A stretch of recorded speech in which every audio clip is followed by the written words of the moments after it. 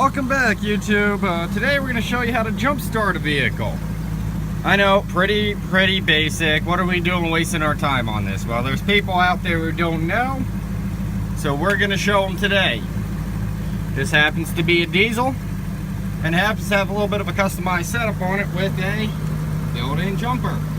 So they use this to jump start a lot of vehicles because it's got two Group 31 semi-truck batteries in it.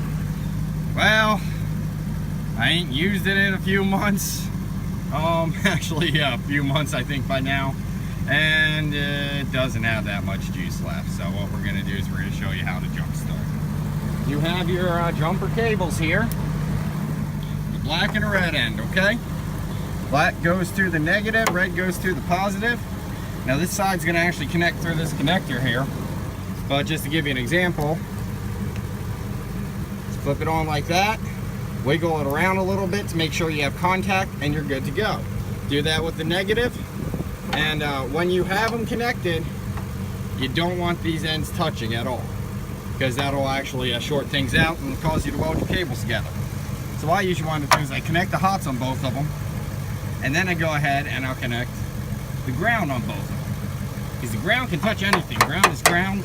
It can touch this, it can touch that, it can touch that. The hot, if it touches anything that's metal on the vehicle other than the hot post, you're gonna have an issue. Do red to hot, black to ground. You can see, I hope you can see, right down here there's a little mark for the negative. It says neg over here, and on top of the post it even says negative with the minus sign there.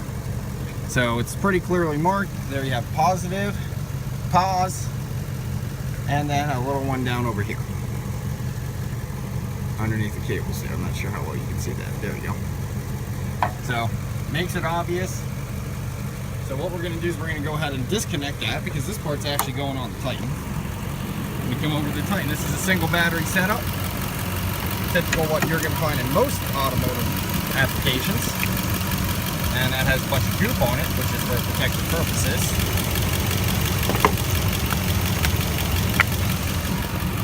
There we go. Sorry about the horrible camera work. And we'll get this negative on, and we'll see how this works. A lot of the time when you have that protective goop, you need to go ahead and clean it off or wiggle around to make good contact. I had some wiggle there. We'll see if that's enough.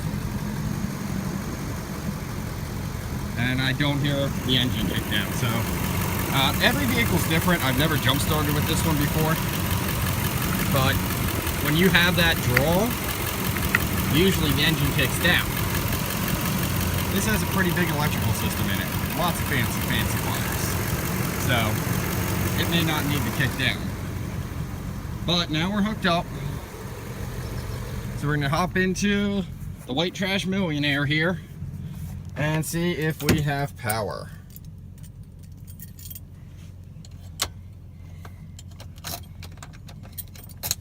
Would help if I had the right key.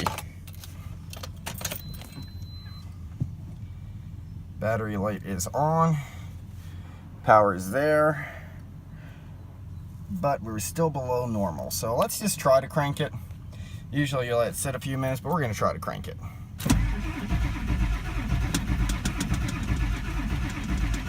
Okay, not quite enough. Should be spinning a little faster than that. If you have a helper, you can always bring the RPMs of the charging vehicle up to 1500 to 2000. That will help it charge faster. I'm not out here with a helper, so guess what? We're just gonna wait. Let's try one more quick and see how this works. Usually this thing doesn't take much to turn over.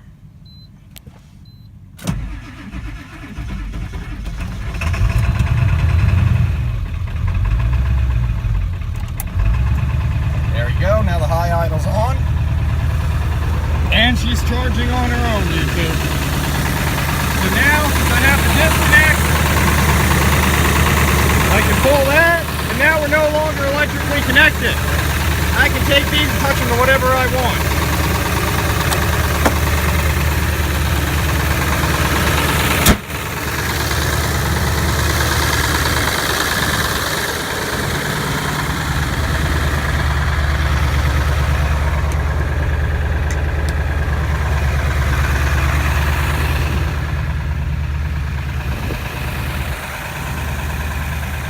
YouTube, that's how to jump start a vehicle. Make sure if I missed anything, please comment and let me know. Maybe I'll have to redo this again. In about 3 months when I need to drive the Power Stroke again. That being said, like, comment, subscribe.